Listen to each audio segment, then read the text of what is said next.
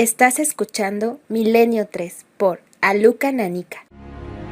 Esta noche nos adentramos en zonas remotas y heladas, zonas donde habitan pocos hombres, pero donde la huella del misterio ha estado presente desde el inicio del tiempo.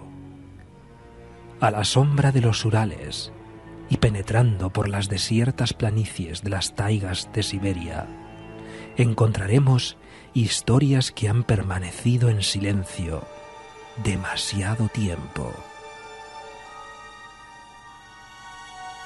Muertes y aparecidos, luces y extraños resplandores, desapariciones y misteriosos experimentos que quedaron confinados en archivos y documentos sepultados para siempre al otro lado del telón de acero.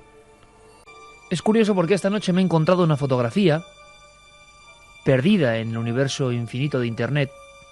Seguíamos hace unas semanas la pista de una historia ocurrida a la sombra de los montes Urales, concretamente a la sombra de uno llamado Otorten. 2 de febrero de 1959. Me gustaría que os pusieseis en situación e imaginéis de inmediato a 9 alpinistas. Y os hablo de fotos porque antes de morir los 9 alpinistas dejaron 3 cámaras fotográficas llenas de últimos testimonios. Salen ellos en mitad de la nieve, sonriendo. Hay 2 chicas en el grupo. Hay 7 hombres.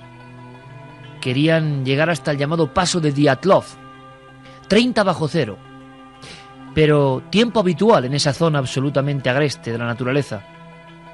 Estamos hablando evidentemente de un mundo oscuro para nosotros, los occidentales en aquella época. Estamos al otro lado del telón de acero, como bien decía el gran Carlos Cala.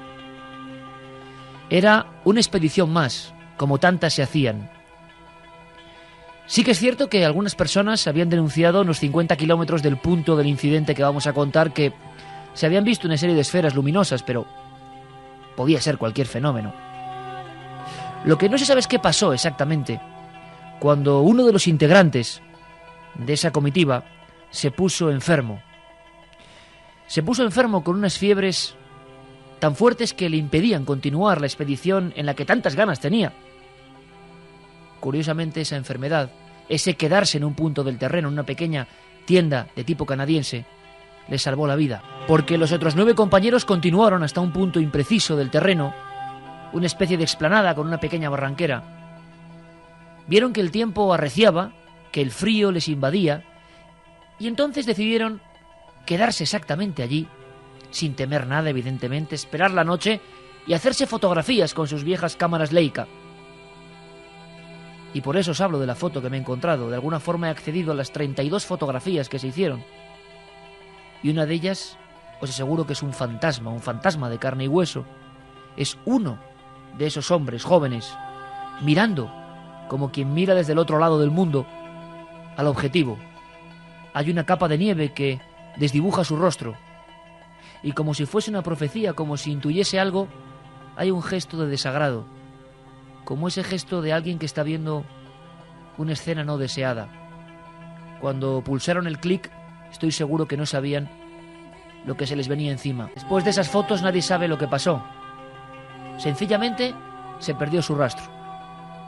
El único superviviente, el hombre enfermo, logró conectar con las autoridades y empezaron las búsquedas.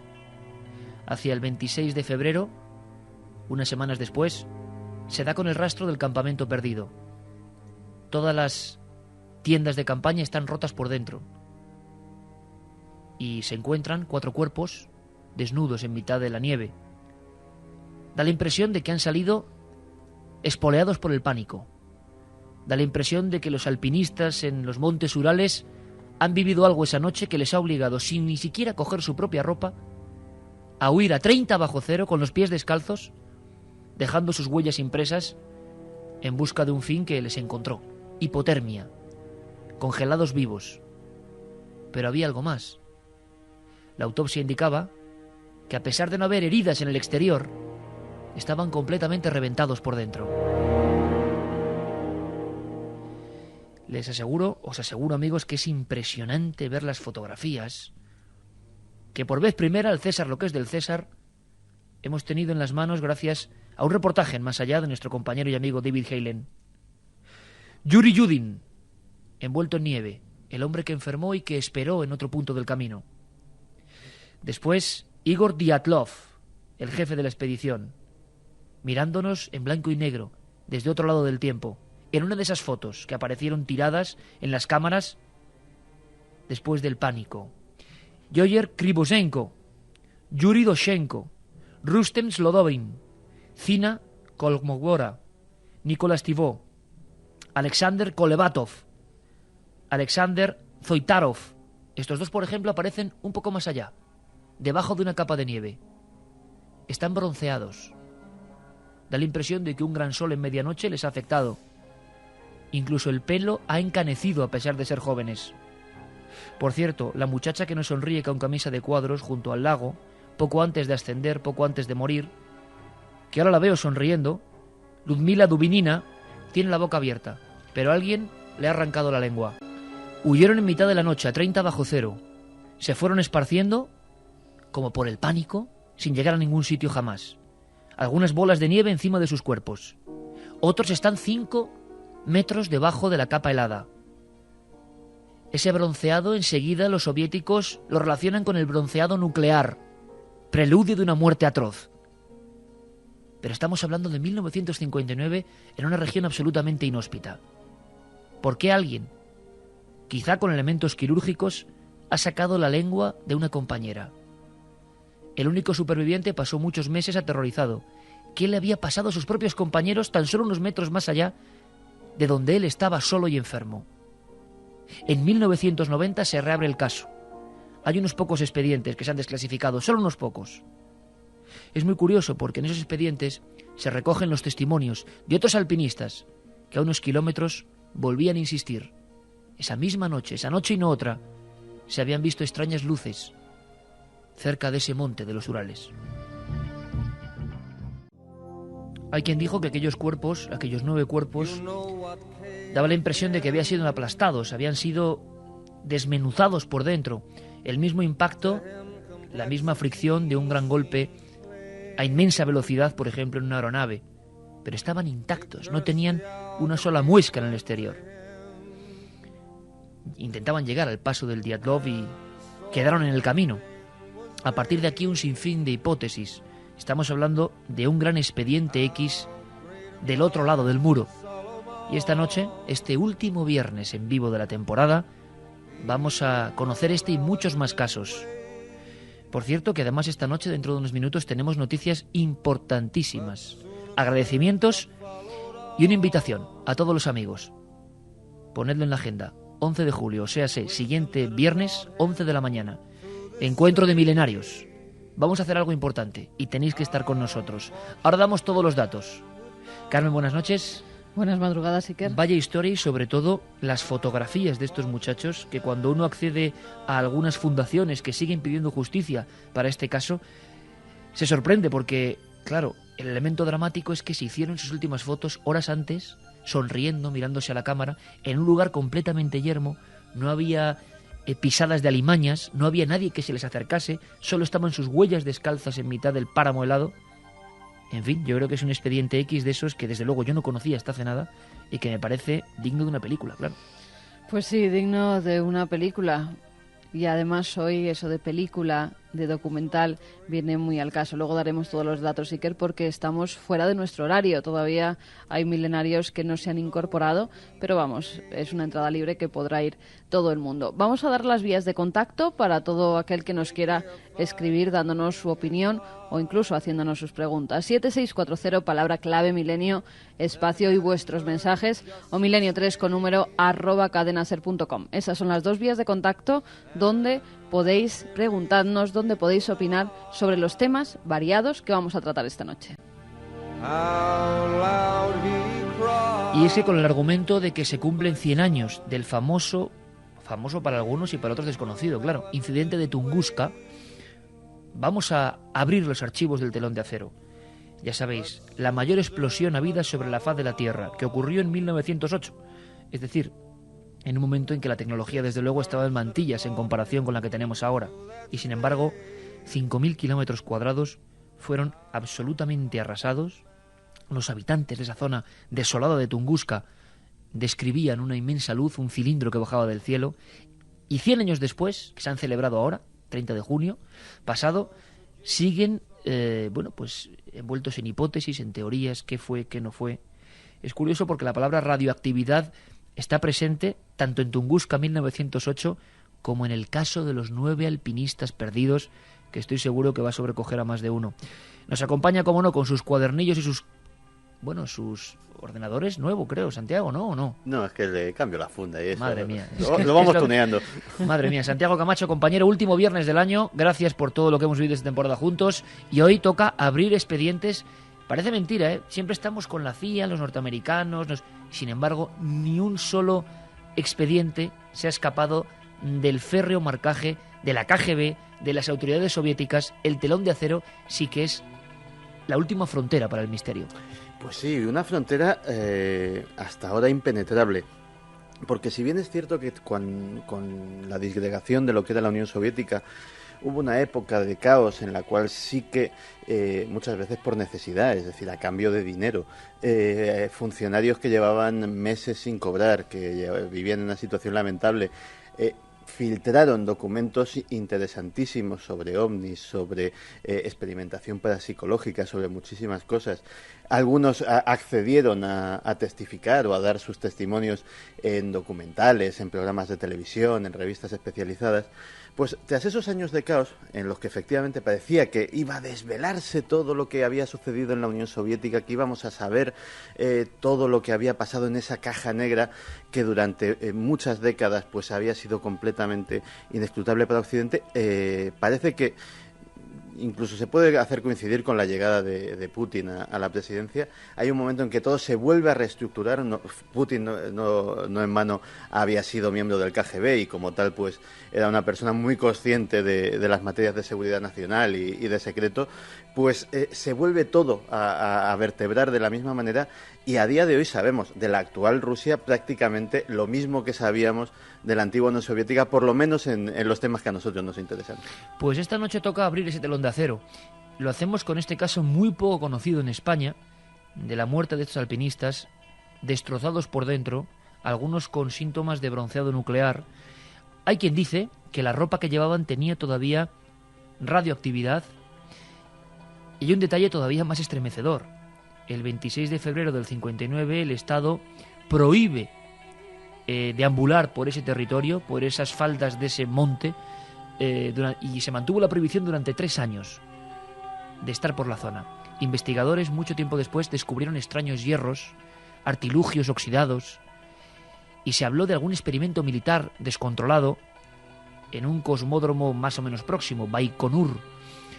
Bueno, conocíamos la historia volando precisamente a Cádiz, donde tanto cariño recibimos por parte de la gente la semana pasada, hace una semana, y en la revista Más Allá David Helen hacía un recorrido magnífico por esta historia que incluso se acompaña de algunos documentos con los testimonios de esas personas que dibujaban esferas como globos de luz que habían visto horas antes donde se iba a producir esta tragedia silenciosa en mitad de la noche.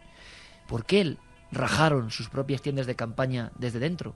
Da la impresión de que fue tanto el miedo que tuvieron que rajar con sus cuchillos para ni siquiera acercarse a abrir la cremallera. O sea, salieron por el techo de las tiendas de campaña y murieron de frío en mitad de la nada. O sea, va a la contra de cualquier norma de seguridad de alpinistas experimentados como eran ellos. Conectamos con las Islas Canarias. David Helen, compañero, 1:26, buenas noches. Buenas noches, Iker. Oye, felicidades porque de verdad que ha sido como rescatar un antiquísimo archivo, pero caramba, la fuerza de esas fotografías, David, imagino que conociéndote un poco te ha pasado como a mí, ¿no? Que ves los rostros de esos hombres y mujeres, una de ellas sin lengua, madre mía, que están fotografiándose entre ellos como un grupo de amigos justo antes de morir. Eso le da un dramatismo a esta historia muy especial, ¿no? Sí, yo creo que la fuerza completa que tiene el caso en sí, ya no solamente por la extrañeza y por lo terrorífico que puede ser, porque el terror llega hasta el punto de lo que queramos imaginar de lo que pudo haber pasado, ¿no? Pero ver esas imágenes retratadas quizás pocas horas antes de que murieran en esas fotografías, esos testigos mudos que quedaron atrás con sus pertenencias, es quizás lo que le da una fuerza todavía mayor al dramatismo de esta historia, ¿no? David, lo más curioso es que hay fundaciones que hoy en día siguen peleando. En el año 90 parece que se reabren los archivos. Hay gente que, pues bueno, se van a cumplir 50 años. En febrero se cumplirán 50 años y algunas personas piensan que entonces sabremos algo más. Porque vamos a ver, ¿es cierto o es exagerado lo que se ha contado y lo que se ha transmitido? Porque de ser así, es el inicio de una película de terror o de novela de terror absoluta. ¿Se encuentran los cuerpos de esta forma o puedes detallarnos más cosas? ¿Qué sabemos de lo que pasó esa noche? Lo sabemos, entre otras cosas, porque hay uno que sobrevive, hay uno que tiene la fortuna de que la enfermedad le impida continuar, ¿no? Sí, exactamente, ese es Yuri Yudin, que para él, bueno, pues fue providencial en algún sentido encontrarse con esa enfermedad que le impidiera continuar con sus compañeros, pero también se ha sido como una maldición, porque él durante estos prácticamente 50 años, el próximo año, pues se ha visto como señalado por el destino. O sea, ¿por qué él es el sobreviviente? ¿Cuál es su destino en la vida? Para intentar dilucidar qué es lo que le pasó a sus compañeros, ¿no? O sea, él está atormentado por ser el único que vive. Exactamente, y de hecho hay utilizado estos 50 años para intentar arrojar un poco de luz en el tema, ¿no? Y quizás ha sido uno de los precursores de esa fundación donde, pues como decías, está integrado por familiares, otros estudiantes de ese Instituto Politécnico de los Urales, que intentan averiguar un poco y sobre todo que el ejército abra y de una vez por todas esos expedientes, esa investigación que se mantuvo bajo secreto de sumario durante todo este tiempo y del que prácticamente poco o nada se sabe o poco ha sido desclasificado hasta ahora, ¿no? David, todos estos muchachos y muchachas eran estudiantes del Instituto Politécnico de los Urales, experimentados en una zona que no revestía excesivo peligro. Si podemos trazar la escena del crimen, como diría el doctor Cabrera, nos encontramos un grupo que está desnudo, o prácticamente desnudo, que ha salido huyendo de terror de esas tiendas de campaña, y otro grupo que sí tiene la ropa, que está bajo la nieve y que tiene los mayores daños internos, ¿no?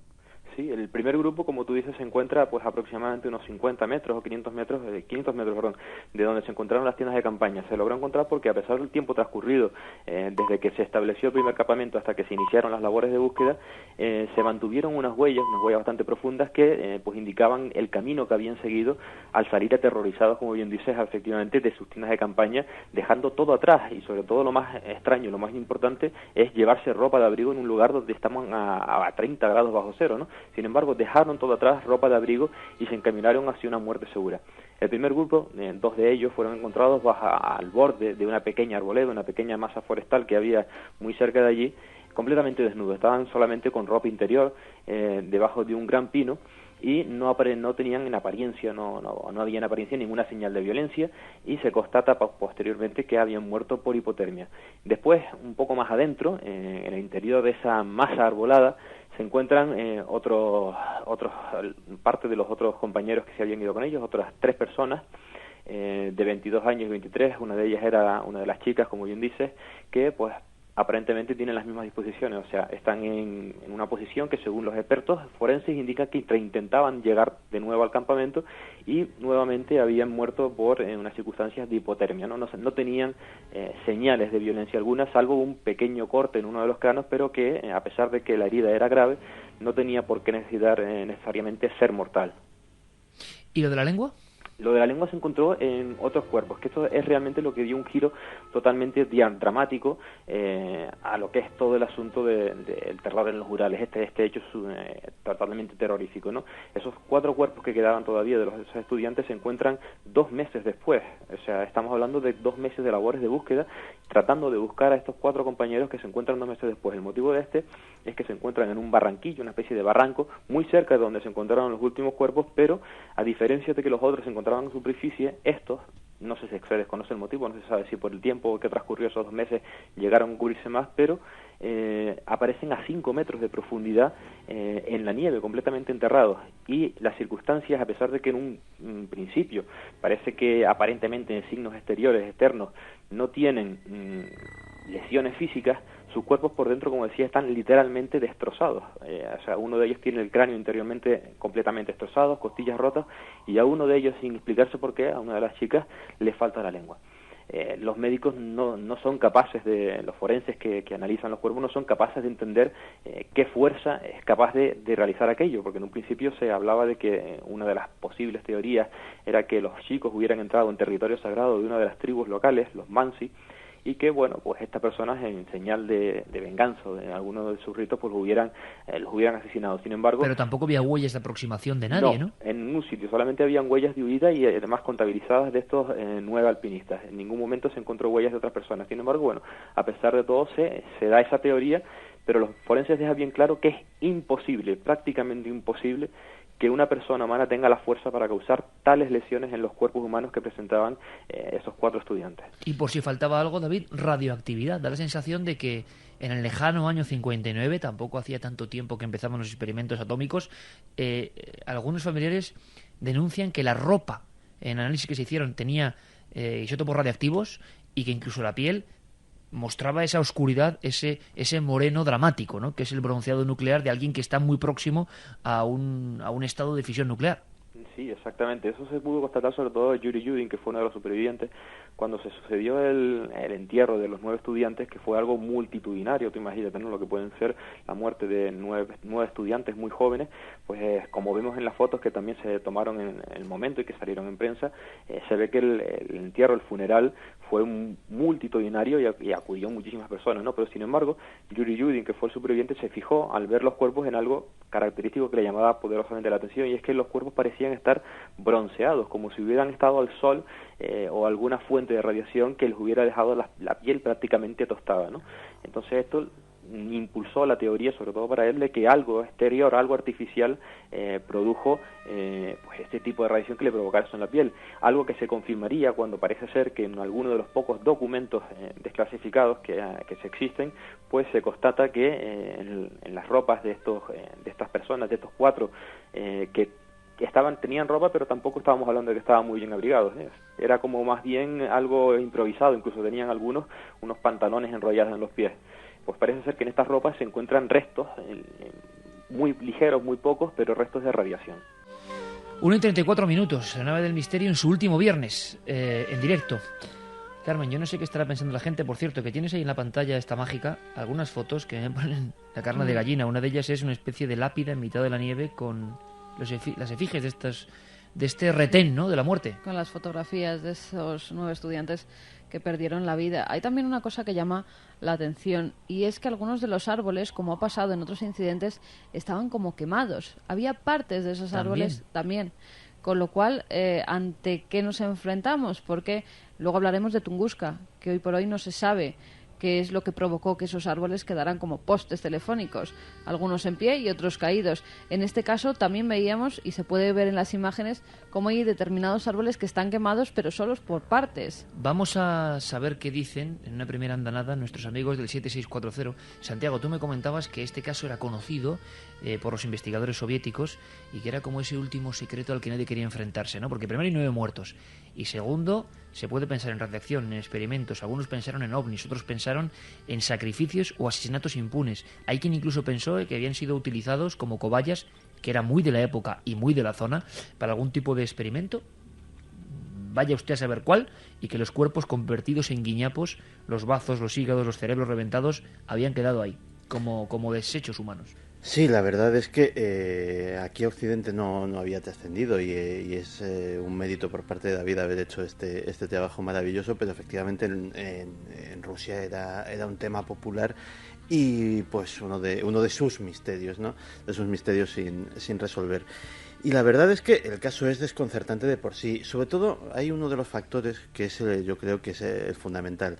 Ni los fenómenos naturales ni las armas, ni los experimentos armamentísticos le arrancan la lengua a nadie. Es decir, claro. Ahí hay una acción premeditada por parte de una persona. Yo estaba pensando. Pero también los forenses tendrían que ver si ha sido cortada, seccionada con algún objeto punzante, con algún cuchillo, o si por el contrario se le cortó mordiéndosela, porque muchas veces hemos visto que en determinados estados de histeria pueden llegar a morderse la lengua y a quitarse un trozo. Imagino incluso. que de eso no hay datos, ¿no, David? Incluso, no hay ningún dato al respecto, simplemente señala que aparece sin lengua, y otra de las teorías que se plantea también a este respecto para explicarlo es que algún animal en rapiña pues podía habérsela arrancado, ¿no? O sea, aunque es un poco ilógico porque solamente la lengua y no cebarse con otras partes del cuerpo, ¿no? Pero ante una falta de documentos forenses al respecto que sean desclasificados, cualquier teoría es válida, ¿no? Continúo con lo que estaba diciendo porque es curioso, porque si hay algo que puede tener una remota semejanza con este caso, es curiosamente las mutilaciones de ganado que sucedieron sobre todo en Estados Unidos en la década de los 70. ¿Por qué? Ahí también se dio radioactividad en los cuerpos. De hecho, ningún carroñero se acercaba a aquellos cuerpos, y cuando los investigadores... Eso ha pasado siempre, Santiago. Sí. Es muy curioso porque, hombre, son elementos que no podemos tampoco cotejar. Esto no es científico, pero en los casos, y tú lo sabes, yo he estado delante de esos cuerpos de las ovejas y de las cabras desangradas en diferentes puntos de España, en Segovia, en Navarra, y lo que decían, es curioso lo que decía Santiago, lo que decían los ganaderos es que lo que más les extrañó es que ante ese festín, yo recuerdo por ejemplo en Segovia, estábamos delante de 400 ovejas mutiladas con las lenguas quitadas, los ojos, no se acercaba ningún buitre. Rodeaban la zona y es como si los animales notasen que eso no era bueno. Y eso ha pasado en todos los casos, vamos a llamarlos así, entre comillas, raros, ¿no? Pues sí, y también un buen porcentaje de esas vacas, sobre todo de Texas, de Nuevo México, de aquella oleada, tenían fracturas múltiples, decían como si hubiesen sido soltadas desde gran altura, como si las hubiesen dejado caer desde un helicóptero, que era una de las hipótesis que se pareció. Desde luego, con seres humanos nunca había visto algo parecido. Desde luego tampoco quiero establecer un paralelismo 100%, simplemente ha sido una asociación libre de ideas de lo que más de lo primero que me ha venido a la mente al Sí, saber una lengua este amputada así, el caso ese de Brasil, de la presa de Sí. Guarapiranga, ¿no? La lengua... Que también aparece un hombre medio quemado, alrededor, y que parece que con una tijerita le han cortado partes del cuerpo, entre ellas la lengua. Curiosamente, en temas que tienen que ver con la radiación, la lengua es un magnífico tejido para una toma de muestras. Tiende a acumular, los tejidos blandos son precisamente donde tienden a acumularse los isótopos radioactivos, y si hubiese que tomar muestras, algo que estuviera más o menos a mano y fuera un tejido blando, sin tener que abrir la cavidad abdominal ni nada por el estilo, pues la lengua sería una elección perfecta. Pues voy a pedir a David Heyling que esté un poco más con nosotros, porque tenemos que dar una noticia importante, a la 1:40, y una noticia que nos llena de orgullo. Primero, como siempre, gracias por el Estudio General de Medios, ya que vamos a decir, ¿no? Santiago, Carmen, 7 temporadas, acaba la 7ª temporada, y nos habéis sorprendido una vez más, ya no solo con el liderazgo, con el porcentaje de audiencia, y lo de los sábados ya ha sido espectacular. O sea, lo de mañana, los sábados, la tertulia en su cifra récord, ¿no? Prácticamente, en la primera hora récord absoluto de la radio en esa franja, 648.000 espectadores, oyentes. Yo ya es que, en fin, ya me lío, no sé lo que hago, pero ¿qué vamos a deciros, no? Que todas las gracias del mundo, porque un programa que lleva 7 temporadas, pues no es fácil, ¿no? Que siga contando con tanta fidelidad. Y estamos tan orgullosos de vosotros, amigos, que os vamos a invitar a una fiesta. Ponemos aquí un poco, porque es que el caso este de los Urales es tan dramático. Ahora seguiremos, ¿eh? Os vamos a invitar a una fiesta muy especial, ¿verdad, Santiago? Claro, ¿Verdad, Carmen? sí. A una fiesta que tenemos muchas ganas de que compartáis con nosotros. Mucha gente cuando estamos en Madrid nos dice, oye, ¿y en Madrid qué pasa? Que los de Milenio 3 nunca hacéis quedan. nada. Que la nave del misterio siempre se va a otros rumbos Exacto. y nunca aterriza en la capital. Venimos de Cádiz, venimos de Vitoria, venimos de Palencia, venimos de León, venimos de Teruel. ¿Y qué pasa en Madrid? Y más este año que no ha habido Feria del Libro. Pues hay una oportunidad. Guillermo León ya está trabajando en la web para difundir, también los compañeros de 4, también los de la cadena SER. Vamos a hacer algo muy importante y os lo cuento muy brevemente. Fecha, lo repito, el próximo viernes, a las 11 de la mañana, que no es una hora muy milenaria, pero es la que es y tenéis que estar ahí si queréis. Bueno, pero vamos a estar a oscuras. Eso sí. O sea, que va a aparecer de noche. Eso sí. Vamos a ver, llevamos 4 meses todo el equipo trabajando en un especial que tiene que ver con esto que estáis escuchando, ¿no? Los misterios del telón de acero, ¿no? Claro, De alguna claro. forma. Pero un misterio terrible, que creemos que ha afectado tanto al mundo, que es un documental de 2 horas, que se dice pronto, que se llama La noche del fin del mundo. Ha causado un gran impacto, hay que decirlo, ¿eh? Y se verá en la tele en su día. No sabemos cuándo. Lo que sí sabemos es que 4, que ha apostado por esta historia, hace el preestreno en un cine de Madrid, las 11 de la mañana del próximo viernes, y que podéis acudir, y que es gratuito, por supuesto. Y que además va a haber muchas sorpresas. Vamos a estar allí, va a estar todo el equipo. vamos a poder hablar, vais a poder preguntarnos, pero fijaos, a ver si me pone Noel Calero esa música que tanto nos gusta, de Black Hawk Derribado. Hay una música que representa muy bien lo que fue nuestro enamoramiento de un tema al que llamamos la noche del fin del mundo, y que nos hizo comprender y saber que hoy en día, en un lugar concreto de lo que es Ucrania, existen una serie de lugares que son el absoluto fin del mundo, lugares condenados por una maldición de 24.000 años, lugares que no se pueden pisar, lugares donde la ropa está tendida todavía igual, lugares donde miles de personas se inmolaron, es decir, dieron su vida para salvarnos y nosotros no lo sabíamos. Vamos a conocer historias de personas que de verdad dieron su vida enfrentándose a lo que estamos hablando hoy, la radioactividad desbocada, para salvar al mundo. Al mismo tiempo también hay historias de demonios. Vais a ver imágenes que son muy impresionantes. Hemos trabajado para conseguir del telón de acero grabaciones y filmaciones. Hemos conseguido documentos que llevaban 22 años bajo el secreto. Hemos podido comprar trozos de filmación donde todavía se ve la radiactividad. Grabaciones militares. Grabaciones militares de ciudades enteras, pues como puede ser, pues mira, Cádiz, que veníamos de Cádiz, o Vitoria. Imaginaoslas sin nadie. Hace 30 años siguen prácticamente sin nadie. Y la ropa todavía ondea en las ventanas. Y los parques siguen todavía con los juguetes de los niños, sin nadie. La historia que comienza en Chernóbil y que tiene que ver con profecías, tiene que ver con la Biblia, tiene que ver lo que está pasando en la Tierra, tiene que ver con el cambio climático, tiene que ver con muchas cosas que tenéis que descubrir. Es más, he cogido un pequeño fragmento. Así comienza este documental que ha hecho este equipo, con mucho cariño y mucho estremecimiento, que vais a poder ver en exclusiva si queréis, y que se llama La noche del fin del mundo. Empieza así. El fin del mundo es una idea que nos persigue desde el inicio del tiempo, un temor tan antiguo como la propia raza humana. Las más remotas civilizaciones han imaginado de forma similar una noche en la que la naturaleza y los dioses descargaban su ira para el exterminio global, y lo escribieron en siniestras profecías, convencidos de que ese momento iba a llegar tarde o temprano. Es a partir del siglo XX, en la era de la técnica y la exploración espacial, cuando el inconsciente colectivo idea un final distinto y aún más aterrador, un cataclismo en el que cualquier atisbo de vida ha sido eliminado y extirpado de raíz gracias a fuerzas que habitan en los límites de la física y que no acabamos de comprender ni dominar.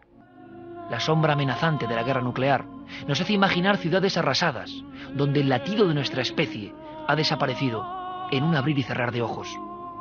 Las imágenes que están viendo son reales. Por desgracia no pertenecen a la ciencia ficción, sino a una verdad que durante mucho tiempo ha sido manipulada y ocultada. Es la ciudad fantasma de Pripyat, en el corazón de lo que ha sido bautizado como zona muerta. Estas grabaciones militares permanecieron años bajo el secreto oficial. Mostraban una realidad demasiado terrorífica para ser conocida. Nadie puede vivir aquí. Por eso las calles han quedado desiertas y solo se escucha el fúnebre sonido del viento golpeando la tela. Pues ese soy yo, emocionado, iniciando este trabajo que es lo más extraño y quizá, por qué no decir lo más extraordinario que hemos hecho nunca. Porque es una misión, la de contar lo que pasa y lo que pasó ante el accidente nuclear más impresionante de la historia, ante cómo nos mintieron, ante cómo nos han seguido mintiendo, así afectó a España, que sí, a cómo se nos ocultó información, que también. Y ya cuando os contemos lo que la Biblia cuenta sobre esto, yo creo que tenemos que descubrirlo todos juntos, ¿no? Y están los datos. Esto es solo un pequeño adelanto. Es el inicio de ese documental de 2 horas, que no es Cuarto Milenio, es otra cosa, y que se presenta el próximo viernes a las 11 de la mañana. Y en la pantalla de cine, esto sí nos hace mucha ilusión, porque no es muy normal en la tele, ¿no? En la pantalla de cine más grande de Europa. Y ahí podéis estar, Carmen. Sí, será el viernes 11 de julio. Se van a abrir las puertas de esos cines Yelmo a las 10:30 de la mañana. Isla Azul. Yelmo, eso es, Isla Azul. En Carabanchel. Además nos ponen hasta incluso las salidas desde la M40, que son la 27 y la 28. Es uno de estos grandísimos centros comerciales donde está Muy el nuevo, último recién- cine, sí, recién muy nuevo, abierto. ¿no? Y nos cuentan que está el cine con mayor tecnología ahora mismo de Europa, con la pantalla más grande. A partir de hoy mismo, sábado, pueden ir a buscar las entradas. Son completamente gratuitas, Iker. Todo aquel que llegue desde por la mañana puede recoger esas entradas para el viernes estar allí a primera hora y entrar sin ningún problema. Además va a haber sorpresas porque va a haber sorteos entre todos los asistentes, van a poder estar hablando con nosotros, preguntándonos lo que quieran y bueno, sobre todo viendo ese especial que empezará hacia las 11:15 de la mañana. La noche del fin del mundo en cine, en una única emisión, con todos los amigos, la gente de 4 que se ha volcado, van a sortear esas colecciones famosas de 25 DVDs de Cuarto Milenio, en fin, una cosa que no se hace habitualmente, por la impresión que han tenido, por lo que ahí se cuenta. Hemos grabado a supervivientes, hemos grabado a gente que vio el fin del mundo, ese fin del mundo que quizá afecta ahora al resto del planeta sin que lo sepamos, y que tiene que ver con nuevas enfermedades o nuevas historias terroríficas. Día 11, próximo viernes, 11 de la mañana, Cines Yelmo, Complejo Isla Azul. Podéis ver información en internet, Isla Azul, 11 de la mañana os esperamos. Es el gran encuentro de los milenarios en Madrid y de verdad que nos vamos a impresionar. Y tiene mucho que ver con lo que se cuenta esta noche, porque Chernóbil, que es solo el eje de una serie de misterios, es uno de esos misterios del otro lado del muro que nunca nos contaron. Así que os esperamos, amigos. Mañana daremos más información. Os esperamos dentro de una semana para pasar una jornada en el cine todos juntos inolvidable. Hoy con este horario especial, porque hemos empezado a la 1, media hora antes de lo habitual. Mucha gente se estará incorporando. Hablamos de la muerte, entre otras muchas cosas, de nuevo alpinistas. Un enigma antiguo y poco conocido que ocurre 50 años después de la explosión de Tunguska. En unas faldas de unos montes muy especiales, los Urales, esta gente se pierde, aparece con algunas mutilaciones, reventada por dentro, y gente todavía pide justicia. Hay un elemento más que no une la historia que acabamos de contar, que es radiación, radiactividad, pero en el año 59, y sobre esos cuerpos. ¿De eso qué se sabe, David? Estamos hablando con David Heilen, nuestro compañero, que ha desempolvado esta historia en su reportaje Más Allá. Incluso adjuntas algún dibujo con letras en ruso, en cirílico, donde aparecen unos globos de luz. ¿Esto es cierto? ¿Había gente que había denunciado esas presencias justo en ese área? Bueno, aparte de que la información, como dices, es muy censurada, o sea, prácticamente no se tiene acceso a ningún tipo de información, con lo cual lo poco que sabemos son de ese testigo que queda vivo, ese alpinista que logra sobrevivir gracias a su enfermedad, y pues dedica su vida a esas investigaciones. Y claro, al transmitirse y al ser un caso muy conocido y que alberga pues ese drama tan grande, pues hay mucha gente que se dedica a investigarlo, y uno de ellos fue Ilya Ivanov, quien en 1990 pues se dedica a recopilar testimonios e informaciones de personas pues que se podían haber encontrado sobre todo en aquella zona o en los próximos alrededores de los montes Urales, ¿no?, del monte Orten. Uno de esos testigos son militares y otros astrónomos que señalan que justamente en esas fechas, entre febrero y marzo, se producen pues lo que parece ser unos fenómenos lumínicos muy cerca de las montañas de Orten, unos fenómenos que todos los testigos no dudan en calificar como extrañas bolas de luz, algo que pues contrasta sobre todo con unos documentos que se desclasifican y que confirman que unos escaladores que se encontraban aproximadamente unos 50 kilómetros de la zona en que sucedió esta tragedia, esta terrorífica tragedia de la muerte de estos 9 alpinistas, pues bueno, a 50 kilómetros había unos escaladores que justamente desde su campamento vieron como el mismo fenómeno, una especie de bolas de luz, unas bolas luminosas de color naranja, que tenían justamente esa dirección a las montañas Otorten, que es donde se encontraban los cuerpos sin vida. Después de varios meses se encontraron los cuerpos sin vida de esos estudiantes en esa zona. ¿Te llama la atención? Decíamos que el caso es especialmente dramático porque estos muchachos antes de morir dejan sus cámaras prácticamente repletas de fotografías. ¿Qué hacían en esas fotos? ¿Nos lo puedes contar, David? ¿Qué reflejaron en esas fotos? O si hay algo que puede de alguna forma anunciar la tragedia. Yo hablaba de una de esas fotos, creo que es la foto número 11, el negativo número 11, en que se retrata como borroso uno de los expedicionarios, que parece un auténtico fantasma perdido en mitad de la nieve, y que es una foto espectacular. Pero ¿hay algo más? ¿Los investigadores habéis visto en las fotos algún detalle que os ha llamado especialmente la atención? Bueno, en principio no ha llamado a investigadores nada más que bueno, pues simplemente han intentado dilucidar si en esa fotografía se puede haber algún signo de que hubiera disputas entre ellos, es otra de las teorías, y a ver si pues al investigar esa foto se podía ver o intentar dilucidar algún tipo en el comportamiento, en el carácter de las personas, algo que se descartó completamente porque, como vemos en las imágenes que quedan como testigos mudos, pues parece ser que entre todos los estudiantes pues parece haber un muy buen rollo, o sea, se lo están pasando muy bien, es una excursión como podrían haber hecho cualquier otro día, que acaba en tragedia sin que sepamos absolutamente nada de qué pudo haber causado esas muertes tan fatales, lo que da la especulación a todo tipo de imaginación terrorífica de lo que pudo haber sucedido, ¿no? Oye, David, las tiendas, que les estoy viendo ahora en unas fotos en sepia, estaban rajadas desde dentro, parecía que había un ataque de pánico, había un poco de nieve encima de ellas, y no solo eso, sino que en los años 90 algún investigador que se adentra en ese lugar que estuvo prohibido durante un tiempo encuentra como extraños herrajes, piezas oxidadas que no sé si tienen explicación o no, o tienen que ver con estas muertes. Sí, en concreto, si no recuerdo mal, fue el propio, el que sobrevivió, la persona que se dedica, Yuri Yudin, perdona, la persona que se dedica sobre todo, el superviviente de esa tragedia, el que queda atrás, el que, bueno, pues como decía al principio, tiene como meta de vida intentar averiguar qué es lo que ha pasado a sus compañeros, ¿no? Y es él quien, años después de que se levante la prohibición, porque estuvo prohibido el acceso por los militares en la zona 3 años después de la investigación, bueno, pues años después, en una de las muchas incursiones que hace lugar, sobre todo para rastrear, para intentar encontrar señales de una posible explosión, bueno, pues encuentra restos de algún aparato metálico sobre el que no logra dar cuál es el origen de esos restos metálicos, algunos de gran tamaño, estamos hablando de cilindros metálicos de casi 1 metro de diámetro, algo que, bueno, pues en un principio él cree que podría estar directamente relacionado con lo que pudo ocurrir en aquella fatídica noche del 2 de febrero. 2 de febrero de 1959, una excursión fatal. David Helen, amigo, como siempre, muchas gracias, compañero. Un placer para mí estar aquí en esta última programa de temporada y felicitarte no solo por la audiencia, sino por mantenernos a todos con este hilo de ilusión de conocer cada día más un poquito de estos misterios. Un abrazo muy grande, David, un abrazo para el compañero José Gregorio. Será dado.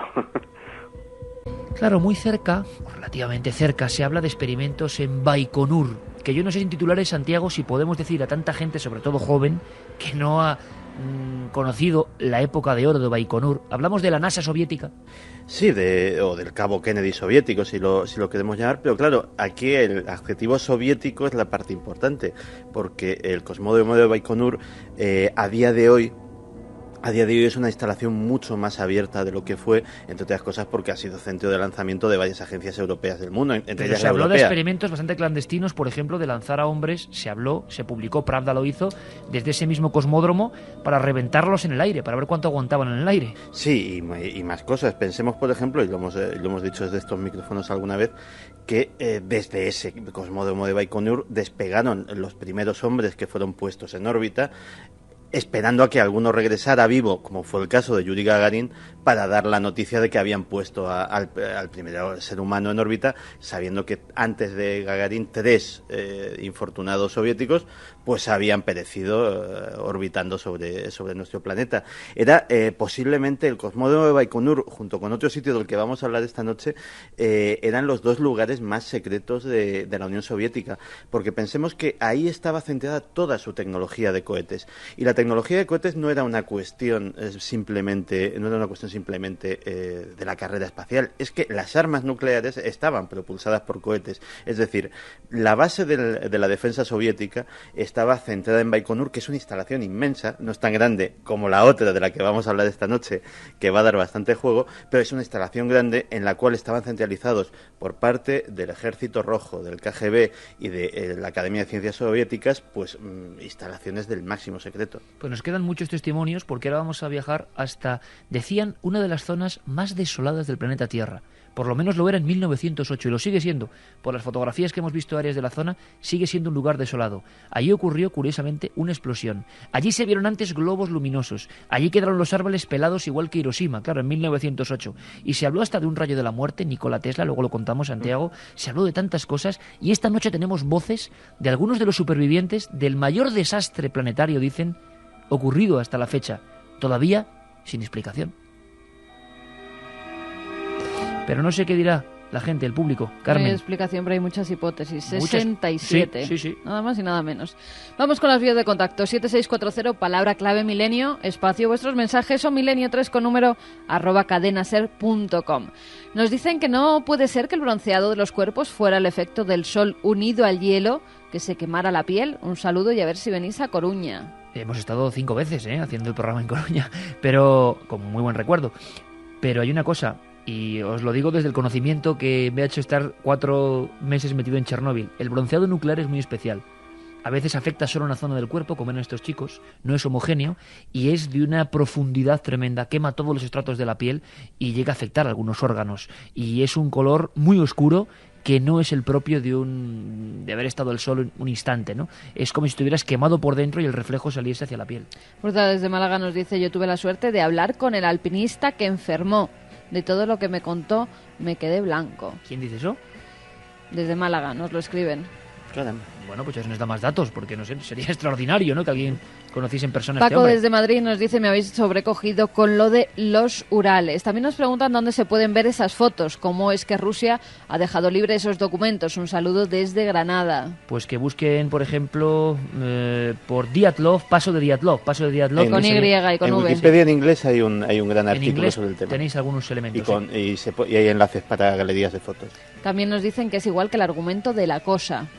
Otro opina que son secretos militares. Hay una zona parecida al Triángulo de las Bermudas llamada la Zona Cero. En ese lugar no me extrañaría nada que fuese algún tipo de zona radiactiva. Pues vamos a hablar de una zona también en este entorno soviético antiguo, extraño, que es la zona de Perm, también en los Urales, donde se habló de un sinfín de apariciones a final de los 80, en plena perestroika, y con auténticos ataques de pánico también por parte de la población.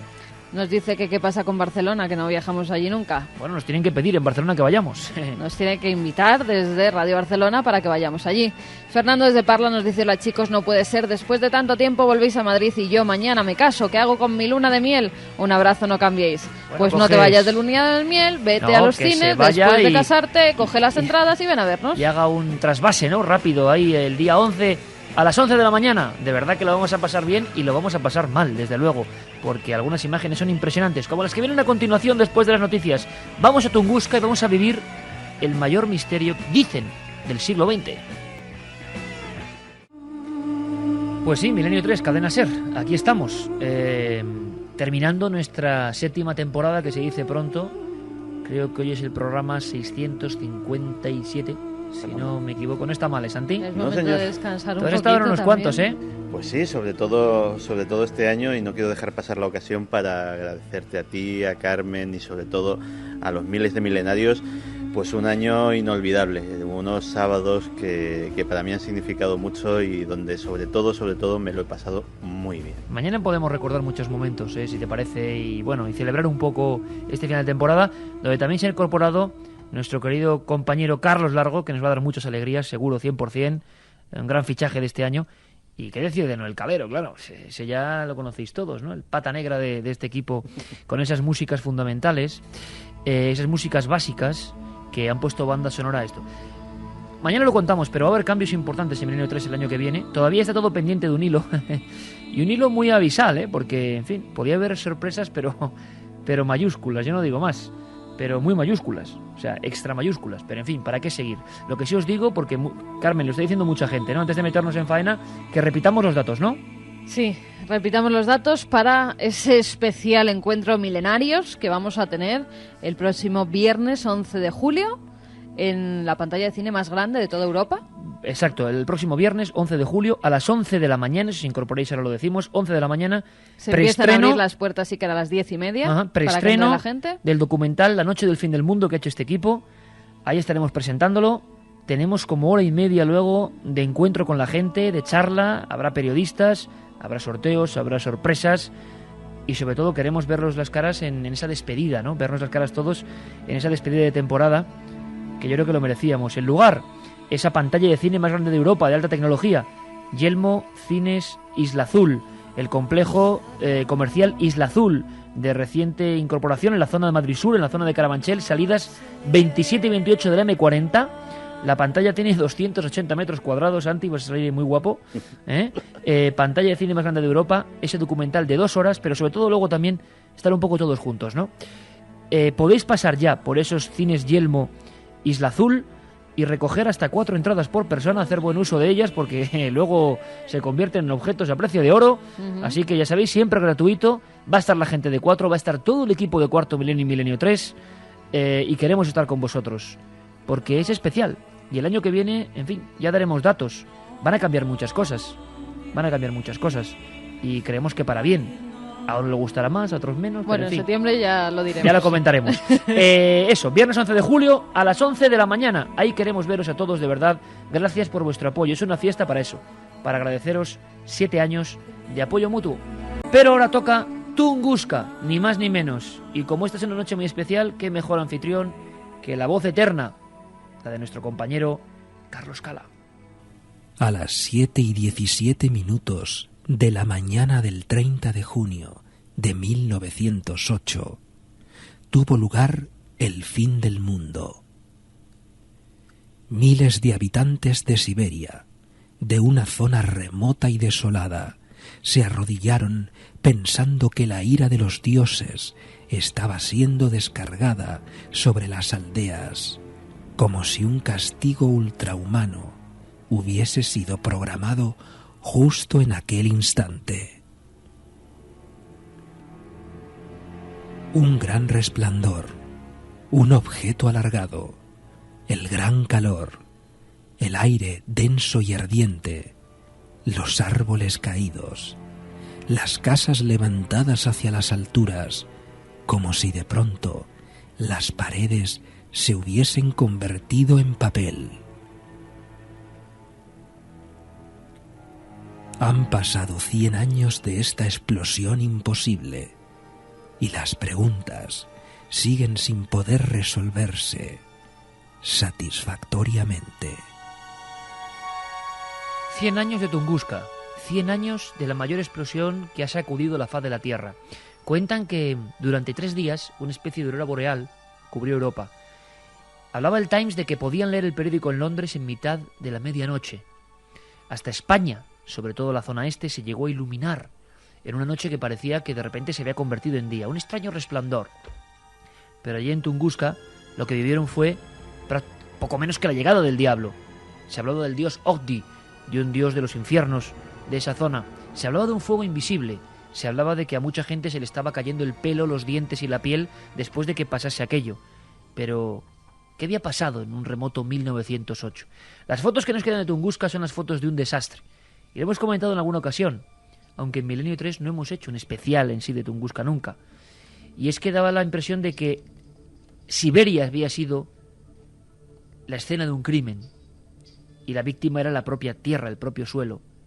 Todos los árboles pelados, todos los árboles extendidos en un gran círculo, 5.000 kilómetros cuadrados, más que algunas provincias españolas enteras, 5.000 kilómetros cuadrados. El epicentro mantenía los árboles llamados postes de telégrafos por los científicos, estaban enhiestos, hieráticos, como si solo alrededor hubiesen corrido las ondas de choque. A partir de ahí se habló de meteoro, nunca se encontraron restos, se habló de explosión de antimateria, una especie de misterio de la física, se habló de un pequeño agujero negro, se habló de un objeto tecnológico, pero no humano, que estalló en ese lugar, y esas teorías han ido peleando entre ellas. Hay testigos que vamos a escuchar que vieron cómo una ola ardiente quemó sus animales, quemó sus caras, quemó sus casas, y muchos rezaban, y muchos se arrodillaban creyendo que la ira de los dioses había llegado. Para muchos, efectivamente, aquella gran ola de calor era el fin del mundo. Pero se han cumplido 100 años exactamente ahora, y la prensa de todo el mundo sigue mostrando que nadie se pone de acuerdo, que hay teorías que tienen más peso, otras que menos, pero, Carmen, dossier de la prensa nacional e internacional, 30 de junio 2008, 30 de junio 1908. 100 años de misterio. Vamos a leer primero los titulares que, por ejemplo, dicen se cumplen 100 años del choque de asteroide con la Tierra en Tunguska. Un siglo después, dice otro titular, nadie sabe qué causó la explosión de Tunguska. Se cumplen 100 años de un asteroide que choca con la Tierra en Tunguska. Casi todos coinciden en que no se sabe absolutamente nada. Misteriosa explosión en Siberia trae de cabeza a expertos. Un siglo después... Aquí ya no hablan de asteroides, sino misteriosa explosión. Sí. Tunguska, el fin del mundo, directamente... ¿Qué periódicos son? Titula ¿De dónde son? ABC, Uh-huh. ABC en su edición de Internet. Milenio publica cada 100 años se impacta un meteorito en la Tierra, por relación que hay con los 100 años que se cumplen desde lo de Tunguska. Novosti, la agencia rusa de información, dice que el fenómeno de Tunguska hace un siglo generó lluvias ácidas. Estos serían últimos datos. Lluvia ácida en 1908. Se han llegado a estas conclusiones después de varias conferencias que se están produciendo precisamente por ese centenario que se cumple, ese aniversario maldito, como también lo han llamado. El día en que el cielo de Siberia estalló en 1000 pedazos, también publica el periódico Público. Cielo e infierno, un reportaje de página 12. Bueno, así que un montón de titulares sobre este desastre que dicen que es la explosión natural más fuerte en la historia reciente de la Tierra. Vais a escuchar un documento de 1978, Alexander Zolotov, presidente en aquel momento de la Academia de Ciencias Soviéticas, ni más ni menos, en una de las expediciones, encontrando extrañas bolas de hierro, bolas de magnetita en ocasiones, encontrando los árboles que se habían completamente mutado, es decir, los anillos de crecimiento que corresponderían en su tronco partido prácticamente a 1908, se habían deformado por completo. Escuchamos, la grabación no es formidable, pero merece la pena, de aquel gran reportaje. En el lugar de los hechos, el científico Zolotov. La explosión de Tunguska tuvo lugar en el aire. Para este tipo de explosiones hay solo dos posibilidades. O proceden de una fuente interna de energía, o la energía está causada por el movimiento. Yo creo que fue una explosión nuclear de un objeto fabricado artificialmente. Pero el misterio, la expectación y el miedo de los habitantes y los descendientes de aquella zona, el poblado más cercano era un lugar de pescadores remoto, hablaban los expedicionarios que era el lugar más desolado de la Tierra, era Vanavara. Bueno, pues allí Malvina Janskinkova recuerda el miedo que durante años le transmitían sus abuelos por lo que había pasado en esos bosques desolados de Tunguska. Mis ancestros estaban muy asustados de algo diabólico que había caído del cielo, y se consideró como algo malo, por lo que la gente tenía prohibido hablar de ello. Creo que yo he recogido aquellas influencias y estoy asustada de ir allí. No deberíamos aventurarnos hacia lo desconocido. Pues esa sensación sigue estando permanente en mucha gente que vive en ese lugar absolutamente yermo. Hasta los satélites prácticamente lo tienen, pero cartografiado muy poquito, los de uso popular, desde luego. ¿Qué lo causó? Sigue habiendo pelea absoluta entre los científicos expedicionarios, últimos viajes, se habla de lagos artificiales, de extraños elementos y sobre todo de que no hay pruebas, de que no hay material del meteoro que tenía que haber sido gigantesco y que tenía que haber provocado un gran cráter. Pues ni lo uno ni lo otro parece. Pues mira, y que hemos extraído de la prensa, de lo que se ha publicado en los últimos días, qué pudo causar esa gran explosión de Tunguska. Dicen, por ejemplo, que fue causada por un pequeño asteroide de entre 60 metros de diámetro y 100 que estalló sobre el río Tunguska en Siberia. También que fue un meteorito gigante. Otros, en cambio, que el bólido, probablemente rocoso, detonó en el aire en 4 grandes trozos a una altura de 8 kilómetros y liberó una energía de 37 megatones. El cercano lago Checo podría haberse creado por el impacto de ese meteorito. Algunos creen que el lago Checo es un lago artificial, un embudo provocado por algo que estalló. Lo creó una expedición italiana que viajó a la zona en 1999 y anunció que había encontrado un cráter de 50 metros de profundidad y 450 de diámetro, que sería ese lago del que hablábamos. Nunca se encontró un cráter, nos dicen otros medios de comunicación, que demostrase que un objeto celeste impactara contra el suelo. También dicen que lo causó una descarga tremenda de relámpagos. Es otra de las hipótesis que se apuntan en esos periódicos. Una nave extraterrestre propulsada por un reactor nuclear se estrelló contra la Tierra. Vuelvo a repetir que lo he extraído de los principales diarios a nivel mundial que lo están publicando estos días. La explosión la causó el físico estadounidense Nikola Tesla detonando un volcán subterráneo en Siberia a través de cargas eléctricas en el aire provocadas desde su laboratorio a las afueras de Nueva York. Mil hipótesis, pero esta, por ejemplo, suena absolutamente bizarra y extraña. Y habría que hacer una especie como de pequeña ficha, Santiago, sobre ese personaje fascinante, de olvidado, yo creo, y que de alguna forma, no sabemos bien por qué, se relacionó con esta gigantesca explosión de 1908. Es que repito, estamos hablando de prácticamente 40 años antes de las bombas atómicas de Hiroshima y Nagasaki. Nikola Tesla, y se habló, Santiago, del rayo de la muerte. Sí, pero no solo se habló, es que lo habló el propio Tesla. Yo creo que la historia de Tesla relacionada con esta historia viene de un titular del New York Times el día de su 78 cumpleaños, el 11 de julio de 1934.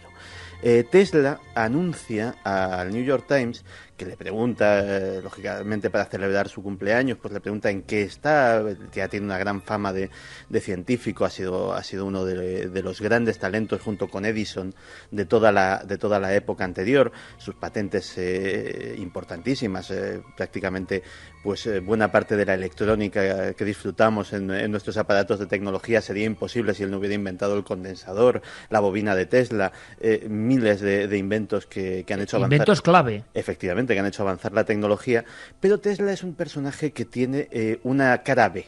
se le relaciona con experimentos muy poco convencionales, experimentos de teletransportación, de antigravedad, de transmisión de la energía eléctrica sin necesidad de cables, es decir, a través del aire, como si fueran ondas de radio. Y en este titular del New York Times de 1934, él habla de que está en proceso de desarrollar un arma, que él dice defensiva, capaz de acabar con un ejército de 1 millón de soldados de un solo disparo. Él, esto sale, insisto, 11 de julio de 1934, New York Times. Mira qué curiosa sincronía. 11 de julio, cuando presentamos nosotros La Noche del Fin del Mundo. ¿Te has dado cuenta? Sí, señor. Pues hace... ¿Y hecho adrede? Pues sí, señor. Tal día como ese, hace muchos años, Tesla ya hablaba de otro fin del mundo, en este caso provocado por su mano. Y a partir de ahí empieza a surgir la leyenda del desarrollo del rayo de la muerte. Es curioso porque en 1908 Petty está a punto de hacer una de sus expediciones para intentar llegar al Polo Norte, y Tesla habla con él antes de que salga y le pide que esté atento al cielo. Dice, por favor, estate atento al cielo, y si ves algo anómalo, como si él fuera a hacer algún experimento que pudiera tener alguna repercusión en el cielo del Ártico, pues dímelo. Justo el mismo año de la explosión de Tunguska. A partir de ahí se desarrolla una cierta leyenda urbana que dice que Tesla tiene conocimiento de la explosión de Tunguska en 1908 y que desmonta aquello, y que ya que había hecho a petición del ejército estadounidense para aprovechar su tecnología, pero hay solamente un dato que no concuerda. Y es que Tesla no puede saber nada de la explosión de Tunguska hasta 1928, claro, que es donde surgen las primeras noticias en la prensa estadounidense. Importante, Santiago, es que hasta 20 años después, aquellos inmensos bosques arrasados, es que no los visitó nadie. Nadie. Mira, para que te hagas una idea de lo remoto del lugar y de hasta qué punto estaba abandonado, sí se empezaron a oír en 1908 en Rusia rumores de que había pasado algo en un sitio de Siberia, y uno de los periódicos importantes de la Rusia de aquella época, el Tolosgomska, manda un reportero a lo más civilizado de la zona, que podían ser a 500 kilómetros, ni siquiera llegó a Banavara ni a ningún sitio que estuviera remotamente cerca del valle de Tunguska, y empieza a oír las historias. La conclusión que sacan en este periódico soviético de ese mismo año, soviético todavía no, ruso, quedaban años para la revolución rusa, es que todo era una leyenda urbana, que había surgido de la imaginación de los lugareños y que no tenía mucho aquel. Luego habían tirado unos cuantos millones de árboles, pero nada más, ¿no? 60 millones de árboles. 60 millones de árboles no está mal. 60 millones de árboles derribados no está nada mal. Y, por ejemplo, para que las historias surgen, por ejemplo... Pero ya van por 80 millones, ¿eh? Va, y subirá. 20 millones más, sí, 80.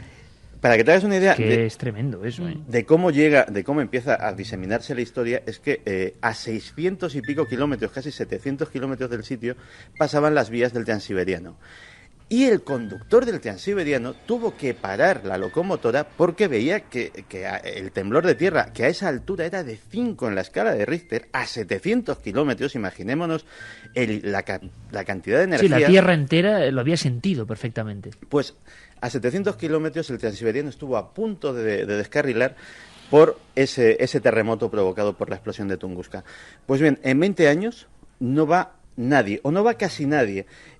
Hay en 1910 un sujeto que se llama Suzdalev, que no es científico ni mucho menos, que es un mercader. Es un mercader que recorre esas zonas en busca de pieles de reno, etcétera, etcétera. Llega al lugar y le hablan los tunguses, la tribu que vive allí, que son pastores de renos básicamente, pescadores, leñadores, gente que vivía de los recursos naturales de la zona. Le hablan de aquello y él debería ser un personaje inquieto y se acerca. Lo único que se sabe de Suzdalev es que regresa del sitio, y eso lo han tomado algunos científicos como parte de sus hipótesis. Regresa del sitio con un buen número de diamantes. Diamantes que efectivamente sí se han encontrado, pequeños diamantes en la zona. Es una de las particularidades de la zona de Tunguska y que proceden de la explosión. O sea, eso sí que están de acuerdo todos los expertos, que esos yacimientos, además son esa flor de tierra, es decir, no son vetas como en el caso de la minería de diamante. O sea, algo ha diseminado diamantes. No, algo ha producido diamantes, algo con una fuerza tremenda ha producido la temperatura y la presión suficiente para en un instante generar un campo de diamantes que en este caso pues enriqueció al tal Sutalev. Luego en 1926 va Suslov. Suslov tampoco sabe nada de la explosión de Tunguska, es un etnógrafo que va allí a investigar a los tunguses, sus costumbres, su folclore, pues lo que hace un antropólogo, un etnógrafo, y se encuentra también con esta historia. Y de Suslov tenemos los primeros testimonios de los tunguses que son importantes, y se descubre eso, que en Banavara, a 70 kilómetros, a la gente le ardía la camisa. Déjame que hagamos una cosa, Santi. En descripción maravillosa, como siempre, nos hemos metido casi con las alforjas, ¿no? Yendo con aquellas mulas, como si fuéramos Leonid Kulik, el gran explorador que llega hasta allí buscando el cráter y buscando el meteorito, no encontró nada. Y entonces ya empezaron los problemas. Claro, ¿qué ha pasado aquí, en este rincón de Siberia? Vamos a hacer una línea que traza tu testimonio que estabas contando, año 26, los primeros testimonios de gente que decía que habían ardido prácticamente por una energía extraña, desconocida para ellos. Vamos con esa expedición del año 76 que recoge testimonios de los que sobrevivían, pero habían visto en Banavara a otros morir y a otros salir despedidos. Y escuchar las voces, Santiago, y escuchar los testimonios, os aseguro que impresiona. Allí estaba Uchav Khan Smirnov. Le hice preguntas y me contó con todo detalle cómo había sido arrastrado desde su portal por una ráfaga de aire. Fue literalmente arrojado de su portal y perdió el conocimiento. Su hija, una muchacha joven, estaba en el río con un amigo cuando oyeron el estruendo y las explosiones. Volvieron a casa y le vieron tumbado en el suelo.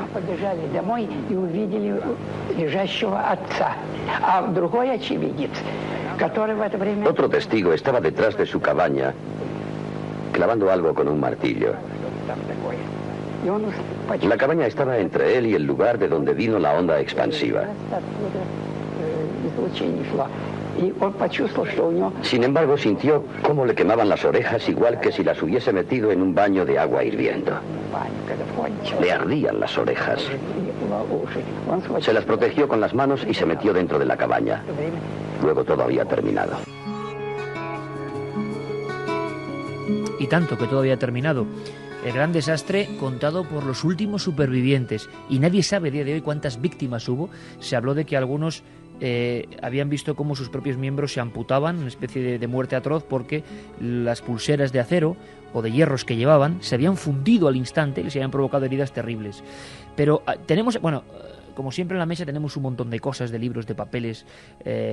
Hay un libro muy querido de un germano catalán, Andreas Faber-Kaiser, que publicó una cosa mítica en Planeta hace más de 25 años, Fuera de control, y hablaba de una serie de testimonios curiosísimos, ¿no?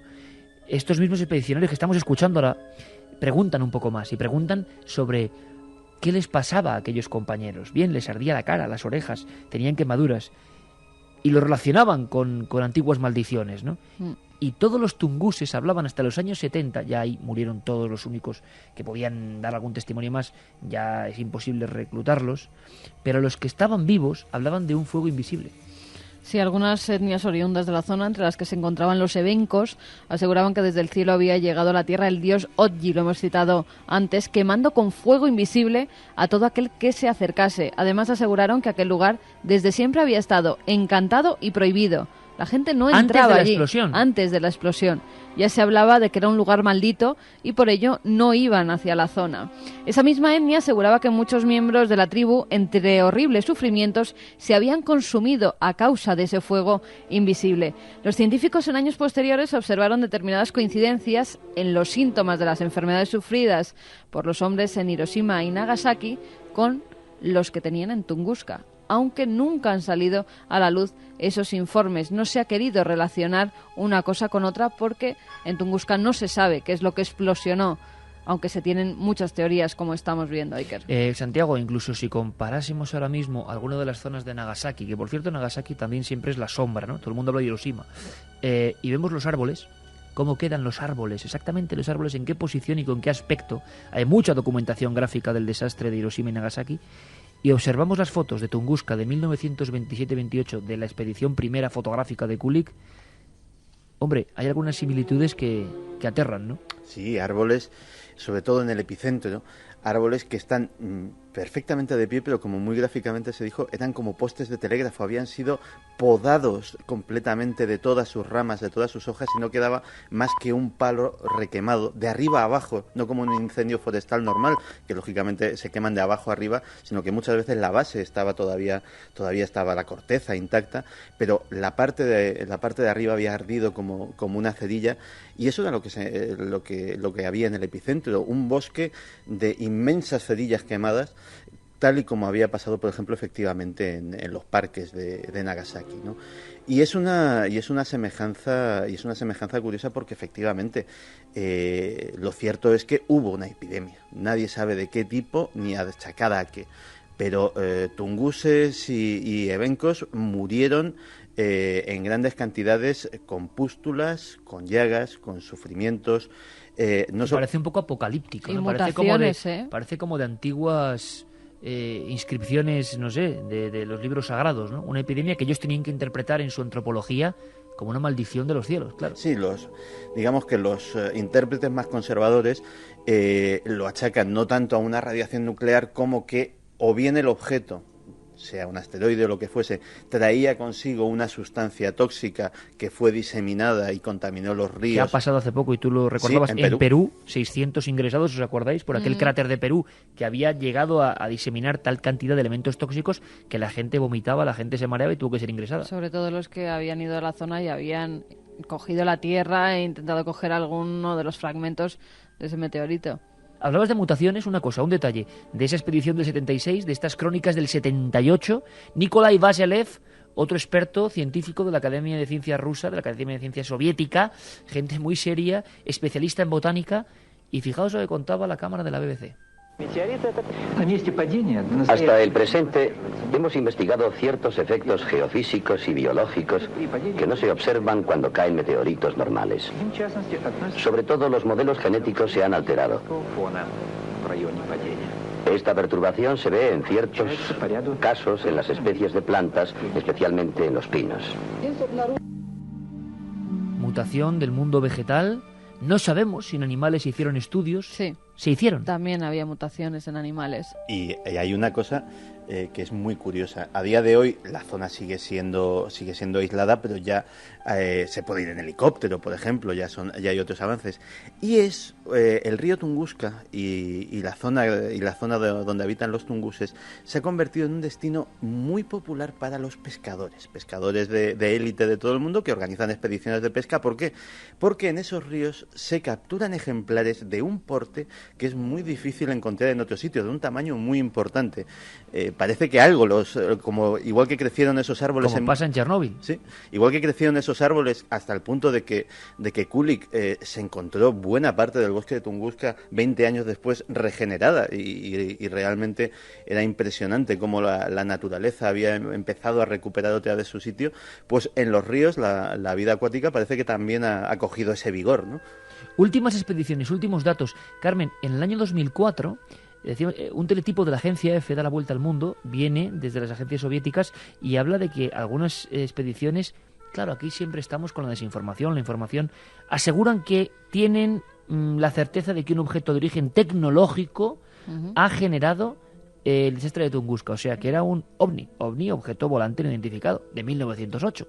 Cada uno que ponga lo que quiera. Estaban convencidos. Luego salen otros italianos que dicen que es el lago el que en forma de V, en forma de embudo, es el testimonio de Tunguska. Van saliendo detalles. Y se basan en que ese lago no estaba documentado en ningún legajo, ni en ningún testimonio, ni en nada. Por eso dicen que es el posible cráter que provocó ese meteorito. Pero si hacemos un repaso de lo último que tenemos, de datos, de exposiciones, 100 años después, ¿qué elementos hay para saber algo más de Tunguska? Porque lo lógico es decir, bueno, 100 años después tenemos que saber algo más. Es que no se ponen de acuerdo. Es que los estudiosos no se ponen de acuerdo. Incluso en estos días que se están celebrando conferencias y estudios, han tenido que separarlas entre los que piensan que es un meteorito y los que se creen que hay otras hipótesis diferentes que hay que tener en cuenta, porque casi llegan a las manos. Se ha dicho, Iker, incluso que la causa fue un potentísimo relámpago o una confluencia de los campos energéticos, que sería como el yin y el yang del universo. Hombre, eso suena un poco traído por los pelos, ¿no? Yo te digo todas las hipótesis que se están barajando. Un pequeño cometa con un núcleo formado por gas y polvo helado que explotó antes de tocar la Tierra. A mediados de los años 60 surge una nueva hipótesis que decía que lo que explotó fue un trozo de antimateria que vagaba por el espacio. La antimateria, esa idea nos explicaba hace bien poco un buen amigo y presidente de la Real Sociedad de Física Española, Alfredo Tiemblo. Nos contaba eso de la antimateria, que sería muy largo de desarrollar, pero en fin, como si el electrón se topase con su otro yo, vamos a llamarlo así, un positrón que generase tal descarga de energía, que eso llevado a un poco más, claro, sería una explosión de grandísimo nivel. Hablabas de cometa. Bueno, pues tenemos a nuestro buen amigo, el presidente de la Sociedad Española de Astronomía, Miguel Gilarte, que nos habla de ese cometa que hasta casi puede estar identificado. Cometa puede ser con trozos de hielo, y el argumento de que puede generar ese calor, pero por eso no se ha encontrado nada. Miguel Gilarte. Bueno, pues como bien dice, se han barajado muchas posibilidades, ¿no? Se han dicho incluso de que fuera algún antimateria, agujeros negros, ovnis que explotan, etcétera, ¿no? Pero de todas formas yo creo que es muy probable que sea algún trozo de algún cometa, sobre todo aquellos que pasan muy cerca de la Tierra. Concretamente, parece que hay un culpable, esto está todavía por ver, pero parece que hay un culpable, que es el cometa Encke. El cometa Encke es un cometa que pasó cerca de la Tierra en aquella fecha, se pasó unos 48 millones de kilómetros. Esto puede parecer una distancia enorme, pero en términos astronómicos es nada, ¿no? Pasó el 16 de junio de 1908. El cometa Encke es un cometa que se va desgastando continuamente con su paso alrededor del Sol. Hay cometas pues que pasan cada decenas de años, cientos de años, miles de años o millones de años. Pero este cometa pasa cada 3,3 años. Entonces el cometa Encke se va desgastando, como digo, y deja muchos trozos de hielo y de roca por el camino, ¿no? Y probablemente sea este el culpable. Lo más seguro es que algún trozo de este cometa se haya desprendido y haya entrado en la atmósfera de la Tierra, y desprendiendo una gran cantidad de energía, ¿no? La explosión de Tunguska equivale a unos 1.000 o 1.200 bombas atómicas. 1.200 bombas atómicas estallando en 1908, desde luego son un problema difícil de resolver. Vamos a ver qué piensa la gente, qué piensa el público, el 7640, nuestros amigos los milenarios, pero antes, si os parece, nos damos una vuelta por el lugar de los hechos hoy. Banavara es el poblado que hemos mencionado, de donde salían todas las expediciones que cada una venía con su teoría, con su sorpresa. Por cierto, Santi, aunque sea muy brevemente, sí que algunos encontraron no solo diamantes, sino trozos de una extraña composición, como esferas de magnetita, que se llegaron a fotografiar, ¿no? Sí, y se trajo Kulik en sus expediciones y otros expedicioneros, se trajeron 2 grupos de muestras. Según parece, la magnetita, la cual cogieron por el sistema más viejo, que es utilizando un imán, con un mango, barriendo el suelo con imanes, y efectivamente aquello se llenaba de magnetita. Lo que parece ser que está bastante claro, y que la comunidad científica lo tiene, es que esas muestras de Kulik son contaminaciones de otro impacto meteórico de menor tamaño, pero que se diseminó. Pero lo que sí es muy interesante son unas canicas, literalmente canicas, porque son de vidrio, o sea, de lo que canicas de vidrio, de lo que conocemos como vidrio, que es básicamente silicio vitrificado, que al ser por la forma esférica y debía de ser algo que se formó en el aire a altísima temperatura, y que está diseminado por todo el valle de Tunguska, esas canicas, y ahí sí que están de acuerdo en que eso sí es fruto de la explosión.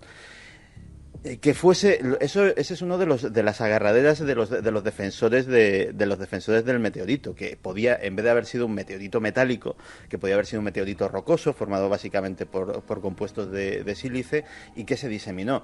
Lo que pasa es que otros científicos les dicen que un meteorito rocoso no podría haber atravesado la atmósfera y se hubiese disgregado antes de llegar a ese punto y a esa tremenda explosión, con lo cual no hay absolutamente ninguna hipótesis, ninguna, que explique todos los datos que tenemos sobre Tunguska. Es decir, unas tienen que explicar unos y dejar de lado otros, pero realmente una que lo explique todo no la hay. O sea, una escena del crimen que no se completa, que no tiene solución. Sí, Quizá la teoría más romántica... ¿sí? Que ahora veremos, Iker.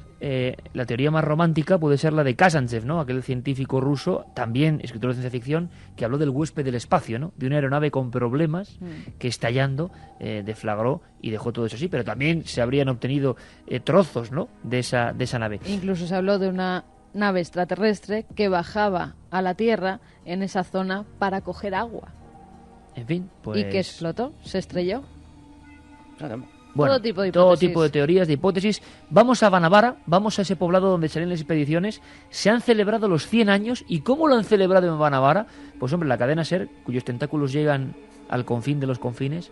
Rodrigo Fernández nos va a contar qué ha pasado en Banavara. La gente estaba obligada a recoger, a pintar las empalizadas, a poner el pueblo de gala para que, bueno, Tunguska tuviese un siglo como se merece, ¿no? Rodrigo Fernández, desde lo que era la antigua Unión Soviética.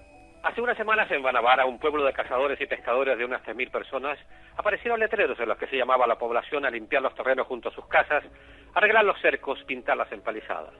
Quien no cumpliera estas órdenes sería multado con 3.000 rublos, unos 80 euros, suma nada despreciable en esa zona. Así decidió prepararse para el centenario del fenómeno de Tunguska, que se cumplió el lunes pasado la administración local. Banavara es la localidad más cercana a la caída de lo que se cree fue un meteorito. Precisamente de este poblado parten todas las expediciones que van al lugar donde cayó el objeto celeste que provocó, según investigadores de diversos países, lluvias ácidas en una amplia región. Según los testimonios de la época, la explosión que produjo el meteorito al chocar contra la Tierra fue colosal. Provocó un terremoto con movida de placas tectónicas y el nacimiento de un lago, cuyas aguas estuvieron hirviendo y moviéndose circularmente durante días. El lago todavía existe y se llama Suzdalevo. Los evencos, pueblo autóctono de esa región siberiana, fueron los primeros en descubrirlo y tomaron el bólido ígneo que vieron caer como la llegada del malvado dios Ogdi. La onda magnética calcinó la taiga en varios centenares de kilómetros cuadrados, reduciendo astillas a decenas de miles de árboles. La potencia de la explosión fue equivalente a la detonación de varias bombas atómicas, y la onda acústica dio la vuelta al mundo 2 veces, según registraron los observatorios de esa época. Además, alteró el campo magnético terrestre, a consecuencia de lo cual hubo varios días de auroras boreales. Se ha puesto hasta una especie de monolito, sí, recordando. Yo creo que es más extraño impacto. que la explosión, ese monolito, es más raro. ¿Qué dice la gente? ¿Qué opina de Tunguska un siglo después? Es un viejo clásico, ¿eh? Aparecía en todos los libros de misterio antiguos y muchos de ellos, yo los leí de niños, decían: cuando se cumplan 100 años sabremos la verdad. Pues no sabemos la verdad.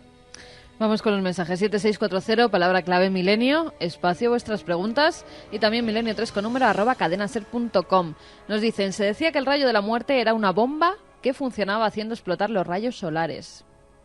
Sí, es una forma de simplificarlo. Básicamente lo que se cree que quería hacer Tesla era proyectar una cantidad enorme de miles y miles y miles de vatios a la ionosfera y aprovechando pues lo que permite que las ondas de radio puedan superar la curvatura terrestre y que a nosotros, por ejemplo, nos pudieran oír en cualquier otro país si emitiéramos con la sótica potencia, pues aprovechando ese rebote ionosférico, poder reflejar ese rayo y proyectarlo a voluntad, concentrando toda esa energía en un solo punto.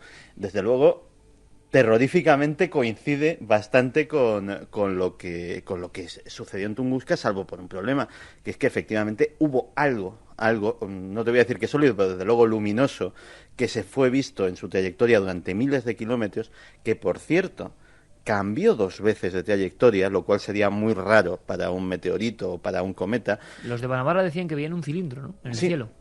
Decían, además eso es una de las descripciones más extendidas. Luego además ha habido quien a partir de esos testimonios ha extrapolado datos, ha hecho cálculos y aparte de esos 2 cambios de trayectoria decían que para ser un bólido celeste iba muy lento, a unos 3.000 kilómetros por hora, que es una velocidad más que respetable, pero desde luego no es la velocidad de decenas de kilómetros por segundo a la que entran los bólidos celestes, con lo cual más misterio todavía. Nos dicen también, soy Juanra desde Valencia, tengo el libro con fotos del desastre de Siberia de Jiménez del Oso. 7 años con vosotros, gracias. Tuve la oportunidad de conocer dicho suceso por los vídeos de Carl Sagan. La verdad es que he aprendido mucho con este astrónomo, nos dice Carlos Fernández desde Almadén. ¿Cómo me enteraré yo cuándo estaréis en antena de nuevo? Bueno, es que la gente se ha quedado un poco así, que pues lo dirán en la cadena SER en septiembre cuando volvamos. Así que no tengan problema, que escuchen la Misterio SER. como el de Tunguska. Que hay que escucharla, que nosotros además en verano continúan repitiendo nuestros programas, no nos vamos. En septiembre de nuevo la nueva temporada de Milenio 3, que nadie se asuste, ¿eh? Lo de Siberia no puede ser un supervolcán. Un beso desde León. Pues no parece, ¿no? No, porque la superficie está intacta. Sin embargo, un astrofísico de la Universidad de Bonn en 2002, puestos a dar teorías, dio una de las más pintorescas, que decía que había sido un escape de gas.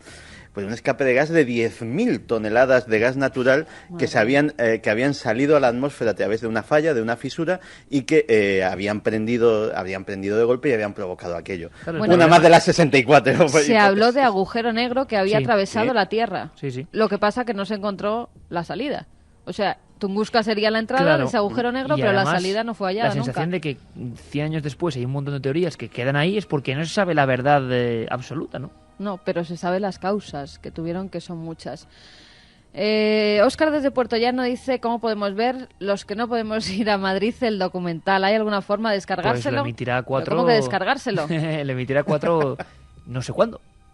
Pues no, pero sí, lo emitirá 4, ¿eh? Emitirá 4. Así que estad muy atentos porque ya se están poniendo incluso las promociones de ese documental. Con esta historia vienen a mi cabeza Las colinas tienen ojos y The Descent Excursions, trágicas. Soy Fran desde Petrel. Se refería al caso que hemos comentado anteriormente de los excursionistas. Y 100 años después, ¿qué quedó de aquello? Venid a Huelva, por Dios. Pues que nos inviten en Huelva, que estaremos encantados. No hay nada, hablabas de causas. ¿Estabas bien a insistir con las causas? Sí, porque es que son muchas y además hay muy variadas informaciones. Nos dicen que fue causada por un pequeño asteroide, eso es lo que lo causó. Vamos con las consecuencias. La explosión. Un incendio que derriba árboles en un área de 2.150 kilómetros cuadrados.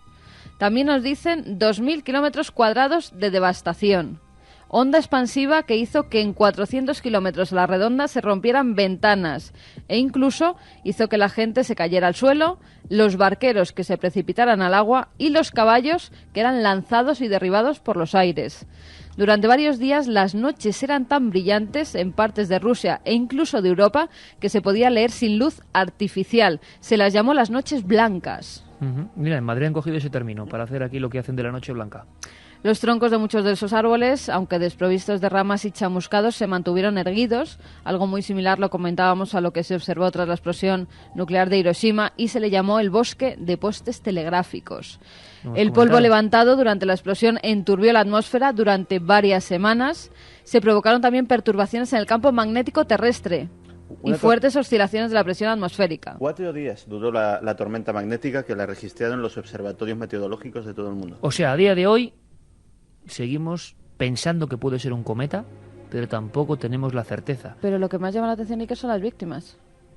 Porque es que se habla de una sola víctima. ¿Se habla de una sola víctima? Sí, un pastor que por causa de la explosión fue elevado por los aires y del golpe perdió la vida, porque era muy anciano, pero nada más. No se habla de las enfermedades que sufrieron después. Sin embargo, hay estudios que hablan de 1.500 muertos. Claro, es que no, las cifras varían tanto que oficialmente hubo una sola víctima, nada más. Es que en un pastor. 20 años la historia se pierde mucho. Los tunguses era un pueblo medio nómada que evidentemente no había censos de población, podía haber directamente en esos bosques pueblos que no conociese nadie, es decir, que llevasen aislados un siglo sin ningún Sí, problema. hablamos de un lugar absolutamente Con lo cual, desolado. Dar una estimación de víctimas, evidentemente muchas, o sea, no fueron, pero dar un número exacto yo creo que es ilusorio, ¿no? Pero en cambio se habla de un millar de renos que sí que fueron encontrados sus cuerpos de los campamentos cercanos que tenían los renos. También y eran además zonas estaban muy quemados. poco habitadas, ¿eh? Sí. La zona de Tunguska, Sí. el Tunguska inferior. Y luego la zona de la devastación es extensísima. Pensemos, pues, por poner un símil, que es todo el área metropolitana de Nueva York, es decir, no solo la capital, sino todo Es lo que lo además rodea. incluso era tan desolado el lugar que muchas personas ya en la época soviética eran condenados a hacer trabajos forzados en esa zona. O sea que imaginaos lo que era esa zona. Bueno, pues cerramos el archivo Tunguska, si os parece, con las mismas preguntas de siempre. ¿El cometa Encke? Bueno, puede ser. ¿Antimateria? Pues no sabemos nada de la antimateria. Misterios de la física. ¿Una nave espacial? Pues parece muy difícil porque algo hubiese quedado de ella, ¿no? Pero hablando de naves, me hablaba Santiago del Área 51 soviética. Yo he dicho siempre Kasputin Yar, pero es Kapustin Yar. Con estas cosas rusas ya Sí. se sabe que las pronunciaciones... Tú que manejas el cirílico. Kapustin Yar, ¿no? Tenemos un documento, vamos a escucharlo. Son voces que tienen que ver con este lugar marcado con la X del misterio. Estamos en 1948 y de repente un cilindro aparece sobre la base más sensible de Rusia. Es incuestionable que Joe Stalin estaba interesado en los choques de platillos volantes, en la tecnología alienígena. No creo en nada. En este caso, sé que los ovnis visitaron Kapustin Yar. Kapustin Yar estaba en lo alto de la lista de instalaciones que Estados Unidos estaba controlando en Rusia. Escritores, editores, físicos nucleares, hablando de un lugar que no sabemos si es leyenda o es verdad, Santiago. No, es absolutamente real y también extensísimo. Pues para que nos hagamos una idea, lo que es la base de Kapustin Yar ocupa pues lo mismo que pongamos Andorra. Todo el territorio de Andorra, pues vallado para una instalación militar de alto secreto en la zona de Astrakhan, en Rusia. Es un sitio que, para que nos hagamos una idea, tiene su propia ciudad, es decir, la gente que trabaja, hace estudios científicos y guarda la defensa de ese sitio, se creó una Pero ciudad sigue para activo ellos. hoy. Sigue activo hoy, por supuesto. Y a día de hoy sigue siendo también uno de los centros más secretos del planeta. Durante toda la época soviética fue, entre otras cosas, el centro máximo de investigación de armamento nuclear de la Unión Soviética. Pero tiene una curiosa historia detrás. Al principio del programa hablaba de cómo empezaron durante la época de la caída de la Unión Soviética, de la disgregación de lo que fue la antigua Unión Soviética, empiezan a surgir historias que hablan de ovnis, historias que hablan de cosas extrañas, y muchas de esas historias tenían Kapustin Yar como su eje. Y gracias a eso empezamos a saber y a tener incluso algunos documentos que nos hablan del origen de esa instalación. Y es curioso porque el origen es una historia muy, muy, muy similar a lo sucedido en Roswell. Kapustin Yar era un pueblecito, era una aldeíta de Astrakhan. Pues de hecho no debía de ser muy semejante a la zona donde vivían los tunguses, o un sitio remoto donde la gente llevaba una vida campesina y muy sencilla, pero en 1948 allí cae algo del cielo. Y cae algo del cielo, un cilindro. Otra vez. Un cilindro, en este caso no se disgrega, sino que hay incluso testigos que hablan de algo de 36 metros de largo, aproximadamente 6 metros de alto, es decir, un cilindro de importantes proporciones, y que Joseph Stalin siente una curiosidad tremenda hacia ello. Tanto es así que aquello no solamente se cerca del sitio, lógicamente no es como en Estados Unidos, donde el régimen era distinto, sino que allí se permiten otras libertades, y entre otras cosas el pueblo es evacuado inmediatamente y los habitantes no vuelven a ver sus casas, jamás. Aquello se sella, toda la zona, se empieza a vallar y se empieza a hacer una construcción encima de ese cilindro. Es decir, ni siquiera se lo llevan a ningún sitio, sino que se empieza a hacer un búnker que lo cubre. Y si vemos las fotos aéreas de esta inmensa zona de las instalaciones, vemos que son muy curiosas porque hay formaciones, hay búnkeres de formas geométricas muy caprichosas, establecidos en lo que podríamos llamar constelaciones, es decir, con agrupaciones que parecen de un diseño premeditado para verlo desde el aire.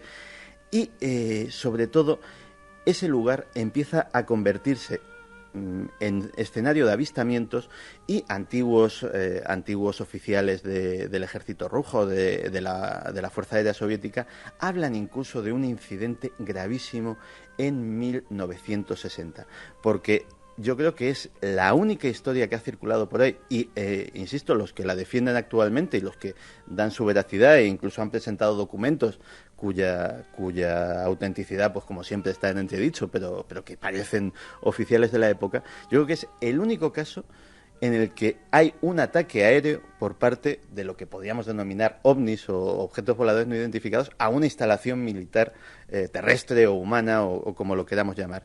Dos objetos recorren durante una mañana aquello y disparan concretamente contra algunos de los depósitos y contra los silos de los misiles antiaéreos y de los misiles nucleares. Aquello... Pero no dejan proyectil, ni dejan... No. O sea, disparan con lo que sean rayos de energía. Primero parece que los testigos describen que primero hicieron como una especie de reconocimiento. De hecho, incluso se habla de una batalla aérea, de varios MiG-19 que son derribados porque son mandados en rumbo de intercepción, y hacen como un reconocimiento con reflectores o focos, como si estuvieran mirando el lugar, y posteriormente tienen lugar esos impactos. La historia es extraña de por sí, pero insisto que... mucha gente estará viendo prototipos secretos. Sí. Es curioso también, y lo decía una de las voces que hemos escuchado, yo creo que el sitio fundamental que estuvo más vigilado de toda la Unión Soviética por parte de los satélites, aviones espía, servicios de inteligencia norteamericanos, fue Kapustin Yar. Es decir, prácticamente no se ha desclasificado nada. Igual que tenemos, que podíamos haberlo tratado, tenemos gruesísimos expedientes. Yo tengo en casa algunos de ellos, de por ejemplo las actividades parapsicológicas en el Pacto de Varsovia, informes elaborados por la CIA y por otras agencias, de todo el material que se recopiló durante toda la Guerra Fría sobre Kapustin Yar. A día de hoy no se ha desclasificado una sola página. Pues 3 expedientes del telón de acero. Tengo aquí una de esas joyas incunables que a veces nos llevamos a la tele y de la biblioteca, que es el libro de Obana y Bebenberg, Platillos volantes tras la cortina de hierro, y hablaba de zonas como Perm, en los Urales precisamente, donde aparecieron esos 9 estudiantes muertos que eran nuestros primeros guías, ¿no?, desgraciadamente, en esta noche de misterio. Hablan de la zona del bosque de Cluj, en Rumanía, o ya dentro de la CE, ¿no?, y que fue origen de cientos de fotos extrañas, no solo de supuestas entidades, sea lo que sea, sino de luminarias y objetos. Y también esas apariciones en Perm, que se hicieron célebres en 1989, en una zona en la que, bueno, mucha gente desde tiempo remoto, primero hay una arqueología muy extraña, y luego hablaba de supuestos aparecidos. El libro, que tuvo muchos problemas en su época por los documentos que mostraba, la primera vez que mostraban documentos de la KGB, está lleno de fotografías y dosieres, y muestran esa parcela romántica, ¿no?, que ha sumido al telón de acero en un mundo que está muy próximo a nosotros precisamente, pero que sigue siendo un absoluto desconocido, un abismo lleno de historias y misterios. Lo dicen muchos compañeros que saben de los servicios de inteligencia. El día que la KGB desclasifique archivos, nos vamos a enterar de historias sorprendentes. Por ejemplo, habría que ir rápidamente a qué pasó con esos 9 alpinistas, qué ocurrió en Tunguska realmente, qué se sabe, que no nos contaron, o qué pasó en Kapustin Yar, ¿qué era aquel cilindro? Con una música, Noel Calero, un poco soviética, despedimos este programa, como siempre, con las apreciaciones de los milenarios, ya sabéis. Mañana lo repetimos. Nos vemos la próxima semana a las 11 de la mañana. ¿Cómo puede ser que pasara algo tan grande y todavía hoy no sepamos qué pudo ser? Es increíble que nos tengan tan desinformados, nos decía María José. 100 años después no se sabe nada de las causas de Tunguska. 100 años después nadie sabrá explicar el fenómeno de Milenio 3. Esperemos que sí. Esperemos que sí, ¿no? La elección del lugar casi deshabitado invita a pensar en que no fue natural, nos decía Tony. Bueno, hay investigadores que hablan de que fue un lugar programado, o sea, perfectamente elegido por quien sea para no causar excesivos daños. Javi desde Aspe dice que por qué no hacemos un viajecito a Tunguska, que él se ofrece voluntario. No estaría mal, me cuentan que es el lugar con mosquitos más voraces de la Tierra, me han contado algunos, pero vamos. Hola, soy Marino desde Tenerife. Suena a fenómeno casual de reacción química similar al carbono. Sin él no somos nada. Además de diamantes, también aparecieron cerámicos. Eso indica alta explosión, conocido por nosotros solo nuclear. Lobo nos dice esto. Sí, de hecho, a eso formarían parte las canicas de las que hablaba antes. Hola, compañeros del misterio. El sábado no me perdería el documental, pero soy de Lorca. ¿Cómo puedo conseguir 2 entradas? Un saludosito desde Lorca. Pues poneos en contacto con Cines Yelmo Isla Azul, en Madrid, en el sur de Madrid. Cines Yelmo Isla Azul, porque además tienen web, islaazul.com, creo. ¿Sí? Guillermo León, 4.com, ikerjiménez.com, cadenaser.com, irán dando información. Vamos a hacer algunas entrevistas. Merece la pena que nos veamos. A partir de mañana pueden coger las entradas en esos cines, ¿eh? ¿Sabes qué sensación tengo ahora? Alan Parsons suena y yo no sé si este va a ser el último viernes de Milenio 3. ¡Los viernes! No lo sabemos, sí que estás críptico total, ¿eh? Tienes a la gente mareada. Bueno, pues Carlos, largo compañero, grande temporada. Mañana nos despedimos oficialmente, gracias. Noel Calero, mañana no sé si te veo, ¿no? No te veo. Gracias, capitán del sonido, por un año lleno de emociones. Gracias, Noel, claro que sí. Santi, mañana nos despedimos, ¿eh? Pues sí, mañana aprovechamos. Venga, Carmen, mañana con un montón de cosas, de historias, de noticias y, ¿por qué no?, unos segundos de esta música cósmica. También tiene, aunque no lo parezca, ¿verdad?, algo como de hieratismo soviético, el gran Alan Parsons. Hasta mañana, amigos.